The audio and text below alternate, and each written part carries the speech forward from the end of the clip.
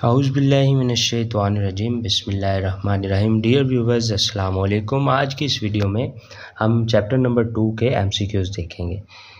Chapter number 2 का MCQs number 1 है जी, elements के तीसरे शेल में ज़्यादा से ज़्यादा कितने इलेक्ट्रॉन्स मौजूद हो सकते हैं? तो इसका आंसर है बे 18।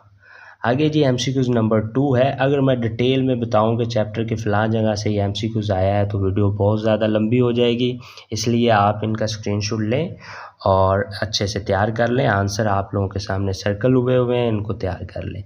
आगे जी एमसीक्यूज़ नंबर 2 का जो आंसर है जीम वाला है, इलेक्ट्रॉन्स और प्रोटॉन्स दरियाफ्त हुए। नेक्स्ट एमसीक्यूज़ नंबर 3 की तरफ हम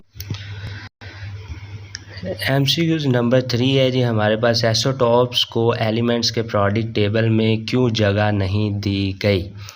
तो इसका आंसर है जीम वाला। नेक्स्ट एमसीक्यूज़ नंबर 4 है, आइसोटॉप्स में कौन सा ज़र्रा मुख्तलिफ तादाद में मौजूद होता है? तो न्यूट्रॉन। इसका आंसर है बे वाला। नेक्स्ट हम जी एमसीक्यूज़ नंबर 5 की तरफ मूव करते हैं जी। एमसीक्यूज़ नंबर 5 है हमारे पास, ऑक्सीजन के कौन से आइसोटॉप्स में इलेक्ट्रॉन, न्यूट्रॉन और प्रोटॉन्स की तादाद बराबर है? तो इसका आंसर है जी बे ऑक्सीजन 16। नेक्स्ट जी एमसीक्यूज़ नंबर 6 आप लोगों को नज़र आ रहा है, उसका आंसर है जी बे।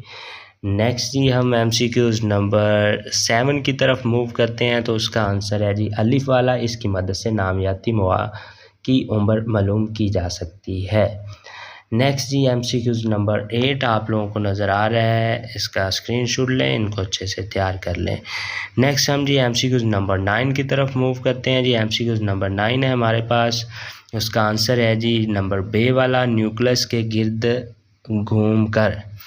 नेक्स्ट एमसीक्यूज़ नंबर 10 का आंसर है 27.8%, 27.8%।